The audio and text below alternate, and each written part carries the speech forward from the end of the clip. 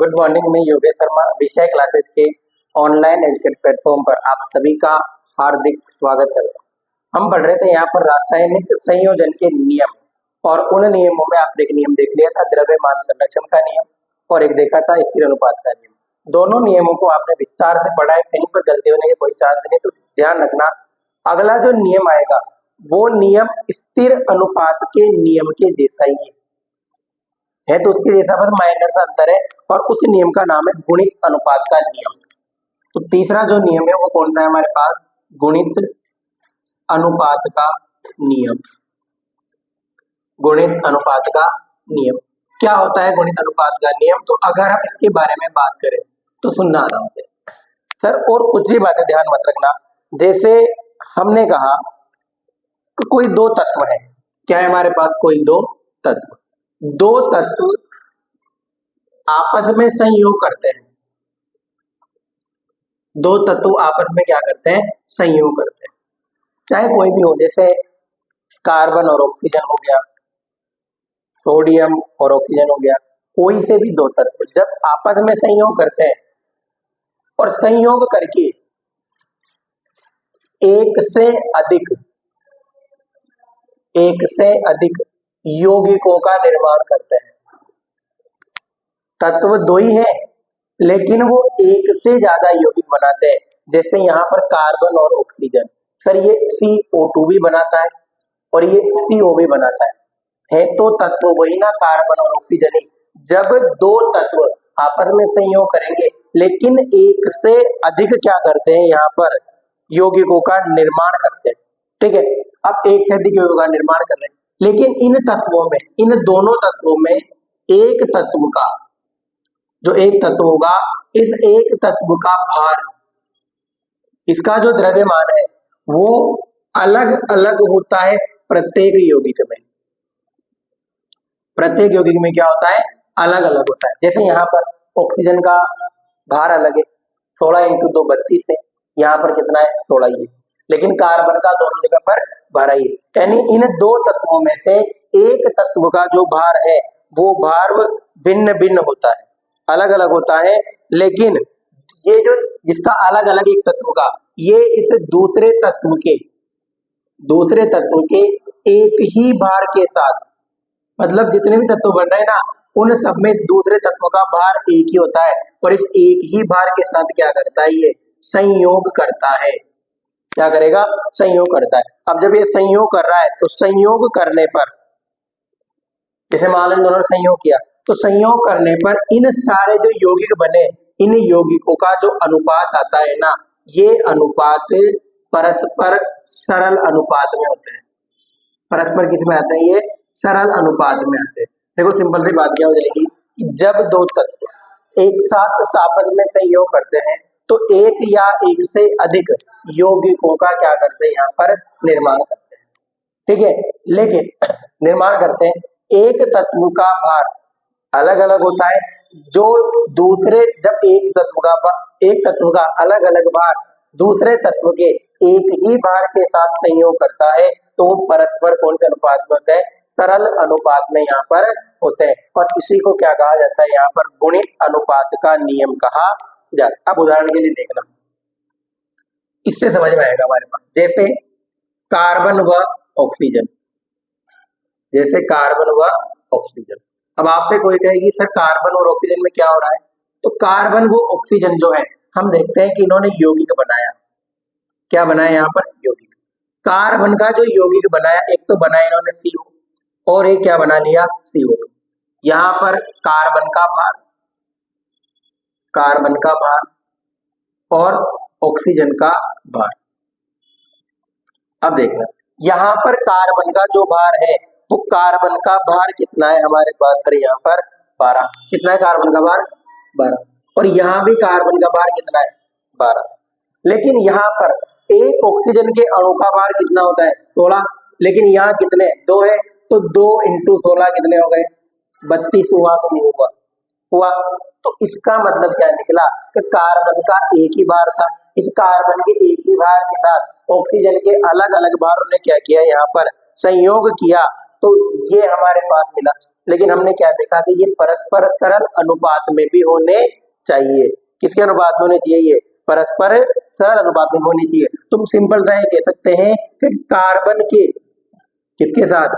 Carbon के साथ या फिर 12 ग्राम, इसको अपन थोड़ी देर के लिए क्या ले सकते हैं यहाँ पर सर? 12 ग्राम। इससे देखना, जैसे कार्बन का भार कितना था? 12 ग्राम। 12 ग्राम कार्बन के साथ ऑक्सीजन का जो अनुपात है वो कितना है सर? यहाँ पर 16:32। कितना है? 16:32। भाई 12 ग्राम कार्बन तो 12 ही है ना, कार्बन कितना है? 12। लेकिन ऑक्सीजन कितना है? एक के साथ तो 16, एक के साथ कितना है? 32। तो ये अनुपात कितना हुआ? 16:32। सरल गुणित का मतलब क्या होता है? 16 एकम 16 और 16 दूनी 32, 1:2। आगे बढ़ेंगे तो फिर अनुपात 3 आएगा, फिर 4 है, यानी एक सरल गुणा में एक एक करके ये आगे बढ़ता जाएगा। तो ये नियम कौन सा होता है हमारे पास? गुणित अनुपात का नियम। ये तुम्हारे समझ में इसमें नहीं आएगा, इस उदाहरण में आएगा। देखो, नाइट्रोजन व ऑक्सीजन के बारे में देखते हैं। नाइट्रोजन के ऑक्साइडों के बारे में सर, यहाँ पर सबसे पहले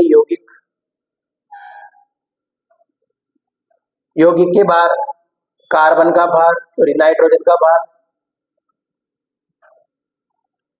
और ऑक्सीजन का भार। अब समझने के लिए देखना, यौगिक सबसे पहले नाइट्रोजन 5 प्रकार के ऑक्साइड बनाता है। कितने प्रकार के? 5 प्रकार के। एक होता है N2O, N2O, N2O2, N2O3, N2O4 और N2O5। ये 5 ऑक्साइड है नाइट्रोजन के। अब देखो, इन सब में नाइट्रोजन का भार कितना है? यहाँ पर एक नाइट्रोजन का कितना होता है? 14। तो 2 का कितना हो गया? 28। यहाँ पे कितना है सर? 28। यहाँ पे कितना है? 28। और यहाँ पे कितना है? 28। और यहाँ भी 28। दोनों जगह कितना है? 28 28 है। अब जब दोनों जगह 28 है, लेकिन ऑक्सीजन का भार देखते हैं। यहाँ पर ऑक्सीजन एक ही है, तो ऑक्सीजन का भार कितना है? 16। यहाँ पर 2 × 16 कितने हो गए? 32। यहाँ पर 2 × 16 कितने हो गए? सॉरी 3 × 16 कितने हो गए? 48। यहाँ पर 4 × 16 कितने हो गए? 64। और यहाँ पर 5 × 16 कितने हो गए? 80। यानी नाइट्रोजन के एक ही भार के साथ ऑक्सीजन का अलग अलग भार संयोग कर रहा है कि नहीं कर रहा? कर रहा है, जुड़ रहा है। तो यही बात हमने यहाँ की देखी कि एक ही तत्व का भार क्या होता है? अलग अलग होता है, जो कि दूसरे तत्व के एक ही भार के साथ संयोग करेगा। यानी इस तत्व का भार अलग अलग है, जो इस एक ही तत्व के एक ही भार यानी नाइट्रोजन के एक ही भार के साथ क्या कर रहा है? संयोग कर रहा है। और संयोग कर रहा है तो निश्चित अनुपात में संयोग करता है। निश्चित अनुपात का मतलब, जैसे यहाँ पर नाइट्रोजन के का भार कितना है? 28 ग्राम। 28 ग्राम नाइट्रोजन के साथ ऑक्सीजन का अनुपात कितना आएगा? 16:32, अनुपात 48, अनुपात 64 और अनुपात 80। ऐसे है ना, पहले वाले के साथ 16, दूसरे वाले के साथ 32, तीसरे वाले के साथ 64, चौथे वाले के साथ 80। अब देखिए कट रहे क्या? 16 एकम 16, 16 दूनी 32, 16 तीन 48, 16 चौक 64, 16 पंजे 80। तो सरल अनुपात में आगे बढ़ रहा है कि नहीं बढ़ रहा? 1:2, 2:3, फिर 4, फिर 5, ऐसे बढ़ेगा। अब ये N2O6 बना ले तो यहाँ पे कितना आ जाएगा? 6 आ जाएगा। तो ये नियम हमारे पास कौन सा होता है? यहाँ पर गुणित अनुपात का नियम होता है। अब दूसरी बात और ध्यान रखना सर, ये जो नियम है, ये नियम कार्बनिक यौगिकों में, इसमें कार्बनिक यौगिकों में जितनी भी कार्बनिक यौगिक हैं, इन कार्बनिक यौगिकों के लिए ये नियम सत्य नहीं है। कार्बनिक यौगिक का मतलब जैसे CH4, C2H6, इन सब के लिए जितने भी कार्बनिक यौगिक है, जैसे methane, ethane, propane, butane, pentane, मेथिन, ethene, कोई भी हो, जो भी कार्बनिक यौगिक है, उन कार्बनिक यौगिकों के लिए ये नियम हमारे पास यहाँ पर क्या नहीं है? सत्य नहीं है। और दूसरी बात, समस्थानिकों के अंदर भी, कहाँ पर? समस्थानिकों में भी ये नियम क्या नहीं है हमारे पास यहाँ पर? सत्य नहीं है। तो ये दो जगह तो कार्य नहीं करता है, और काम कहाँ करता है? सिर्फ तो एक गुणित अनुपात, जैसे मान लो दो तत्व है वो मिल रहे हैं, तो एक निश्चित अनुपात में ही मिलेंगे। जैसे 1:2, 1:3 में मिलेंगे, और ये नियम दिया किसने था? तो देने वाला तो हम भूल ही गए, वो कौन था? John Dalton. और कब दिया था? 1803 में। कब दिया था? 1803 में डाल्टन के द्वारा ये नियम दिया गया था और उसने ये बातें बताई थी। तो ये दो बात आपको ध्यान में रखनी है कि गुणित अनुपात का नियम क्या होता है। दो तत्व होंगे। देखो, स्थिर अनुपात का नियम क्या था? इसमें दोनों तत्वों का अनुपात चाहे कोई सा भी यौगिक आए उन सब में क्या होगा? वही होगा। और गुणित अनुपात का क्या होता है कि दोनों तत्वों में अगर एक तत्व का अलग अलग भार दूसरे तत्व के एक ही भार के साथ जुड़ रहा है तो वो नियम कौन सा हो जाएगा? गुणित अनुपात का। दोनों में अंतर बिल्कुल माइनर था। जैसे मान लो N2O2, यहाँ पर नाइट्रोजन और ऑक्सीजन का अनुपात कितना है? तो 28 अनुपात 32। कितना है यहाँ पर? 28 अनुपात 32। कट रहे तो काट देंगे। किससे कट रही है?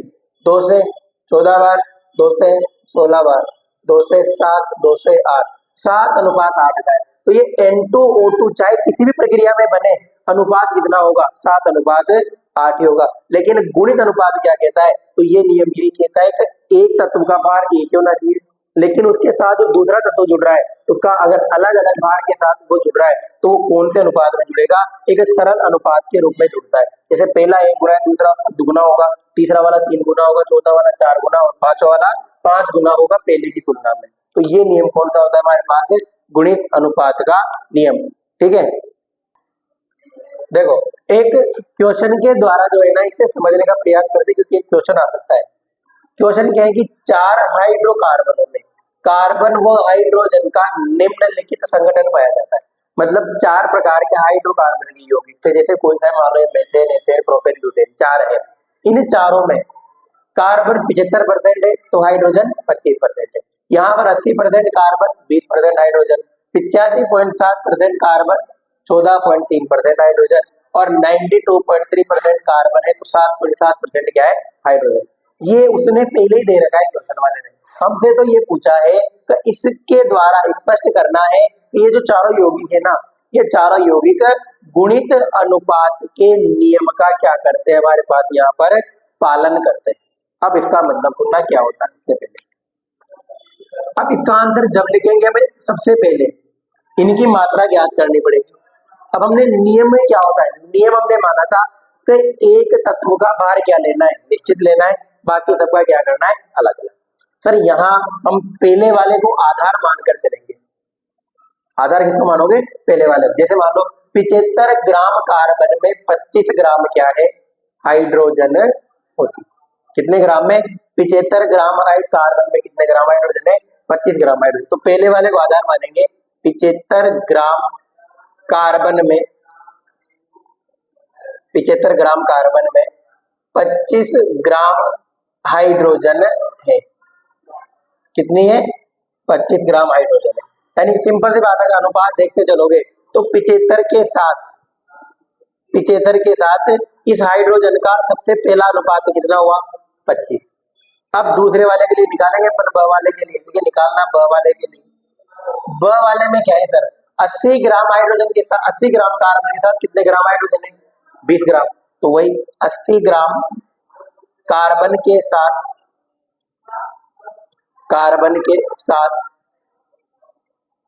हाइड्रो 20 ग्राम हाइड्रोजन है।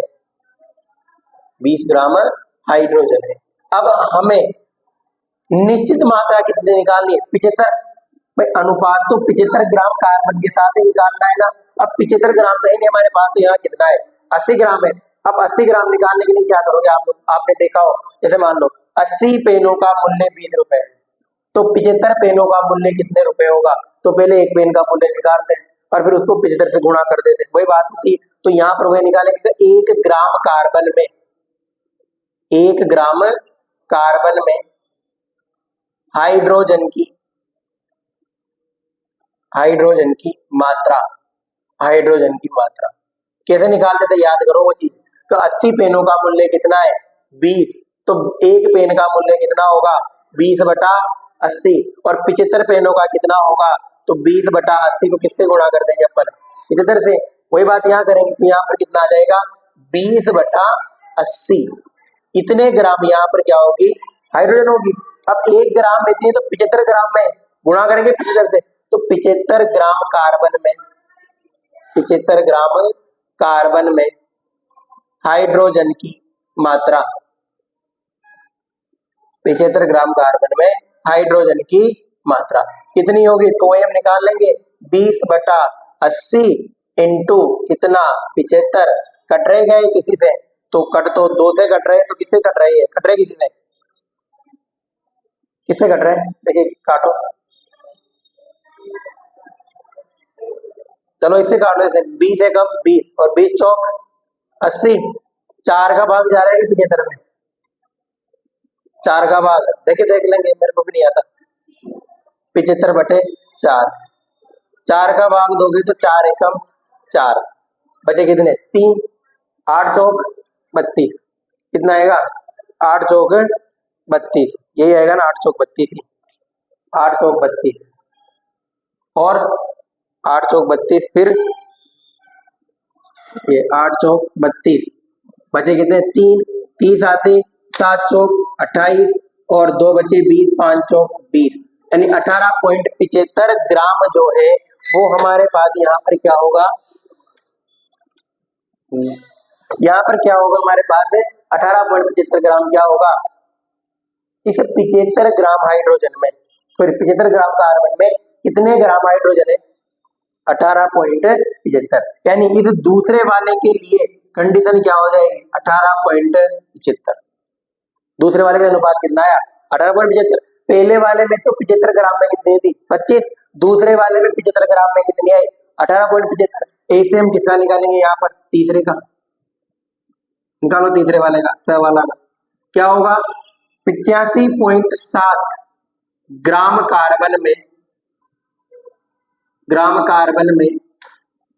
कितने ग्राम हाइड्रोजन है? 14.3 ग्राम हाइड्रोजन है, तो वही बात सबसे पहले 1 ग्राम के लिए और फिर अपन निकाल लेंगे किसके लिए? यहाँ पर 75 ग्राम के लिए। तो 1 ग्राम कार्बन में,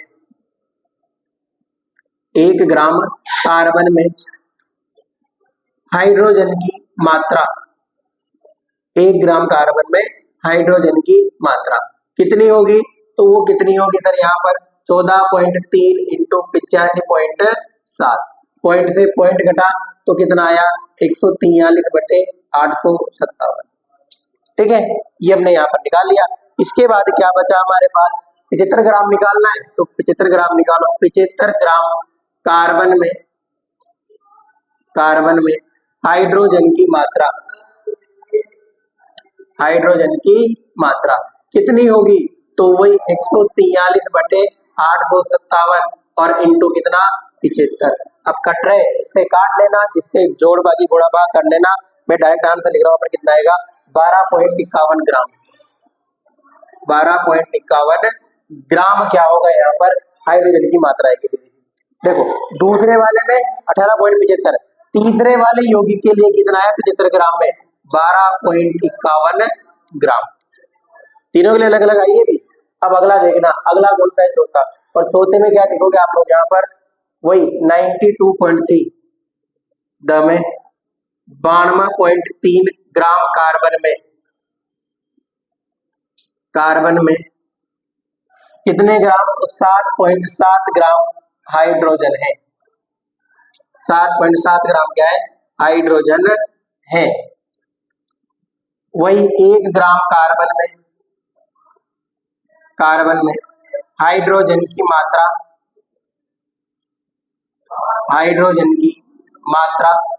कितनी होगी यहाँ पर? तो 92.3/7.7, पॉइंट से पॉइंट घटा तो 923/77।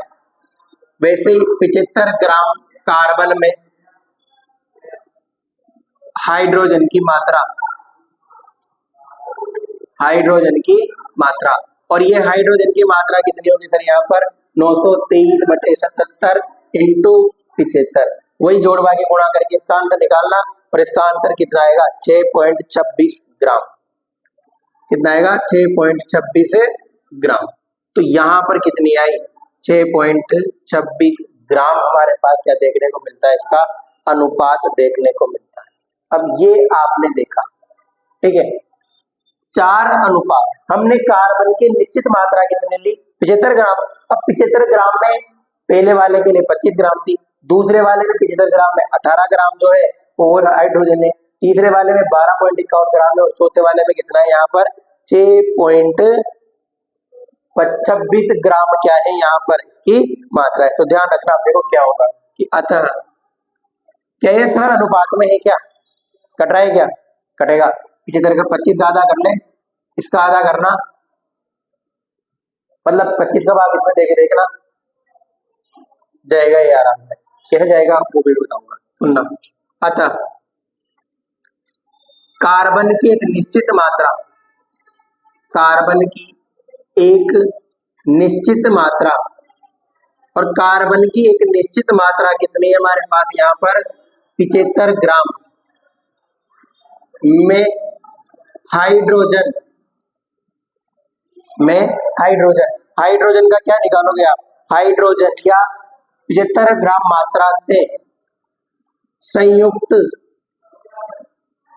यानी जुड़ने वाली से संयुक्त होने वाले हाइड्रोजन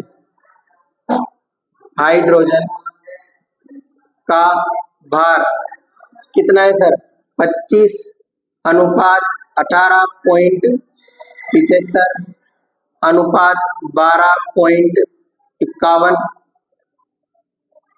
और अनुपात 6.26 अर्थात, अब देखो अर्थात में कट रहे हैं क्या, ये काटो देखें 25 किसी से कट रहा है क्या, आप काट के देखना आराम से इनको, जब इनको काटोगे ना, जब इनको अपन काटते हैं तो हमारे पास इसकी जो मात्रा है वो अनुपात जब निकालोगे ना तो इनका अनुपात हमारे पास कितना आता है सर, ये अनुपात नहीं निकालो 25 ग्राम 18.75 ग्राम 12.51 ग्राम और 6.26 ग्राम है।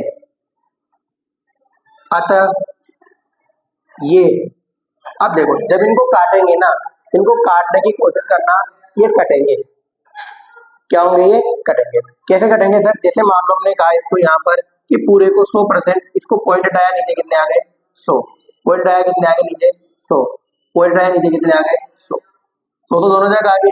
अब इसके साथ ऐसा कोई सीन नहीं है, इसके साथ इसको काटने के लिए हम क्या करते हैं, जब इनके पॉइंट हटाया 100 आया तो हम इसको यहाँ पर 25 रखते हैं थोड़ी देर के लिए, ये कट रही तो काट के देख लो आप लोग इसको, जैसे काटा हमने यहाँ पर 100 से 25 से कट जाएगा, ये 25 चौक 100 25 187 यानी टोटल जब आप इसको काटोगे ना, काट पीट कर जब लेकर आते तो इनका अनुपात आता है 4:3:2:1 के सरल अनुपात में है,